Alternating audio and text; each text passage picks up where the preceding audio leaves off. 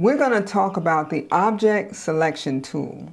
Photoshop 2022 has upgrades to this tool that are going to dramatically improve your workflow, especially when it comes to selecting objects for your composites and changing out backgrounds. We're going to begin by choosing from an image that has simple objects to be selected. Go to your Object Selection tool and click on it.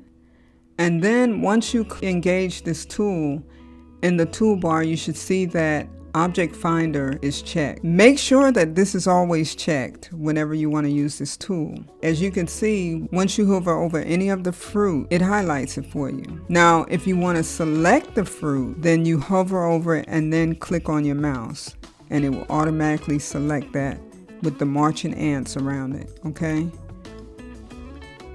I'm going to show you what happens if this is not checked. Sometimes when you make the selection, it's a perfect selection like this one was. Sometimes it's not. It will do that. That's one of the improvements that Photoshop has made to this tool. So I'm going to go back up and make sure the box is checked. And I want to show you how quickly you can change this background, which is why I said this will dramatically improve your workflow.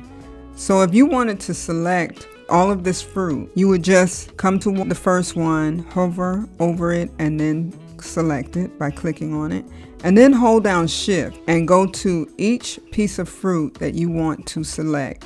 You're going to hover over it and select it. See how quickly I'm doing this? And all the fruit is selected. So if I wanted to change the background, I would hit solid color, choose my color, say OK, click on the mask. And then in order to get the background changed out, you would do a Command I. And look at how quickly this background has been changed.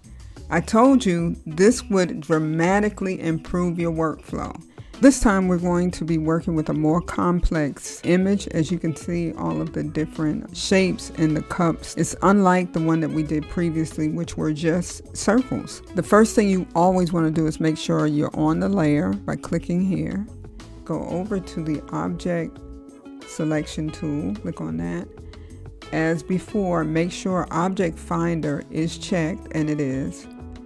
Then you want to refresh it. This is another update to this tool. You can refresh each time just to make sure that Photoshop goes in and analyzes the image to pick out all of the different selections that can be made. When you see it circling, it's letting you know that Photoshop is actually going to work, and it doesn't take long, and you know it's done when you can hover over an object. If you want to see how many selections Photoshop has actually made, you hover over this box, which is the Show All Selections box, and then press the N key on your keyboard. As you can see, it highlights all of the objects in the image that Photoshop analyzed. In this particular project, we're only going to select the cups and the cookie jar. You hover over your first selection, click on your mouse, and you go to the next object. Remember to hold down Shift. Each item you want to actually have in your new project, you want to make sure that you click on it, hover, and then click. So now we've made all the selections that we want to make. The next thing you want to do is come over here to create new fill or adjustment layer. Click on that, and this time let's do a pattern, and it automatically loads whatever the last pattern is that you use, but I think I want to use grass. Then you click OK, and in order to invert that to the background being the grass, you just click on your mask, and then Command I will invert that. And look at that. You're practically finished with this. You see how quickly Photoshop did the bulk of the work for you, but you're going to have to do some cleanup. You would just go around and use your brush tool. You click on B for brush.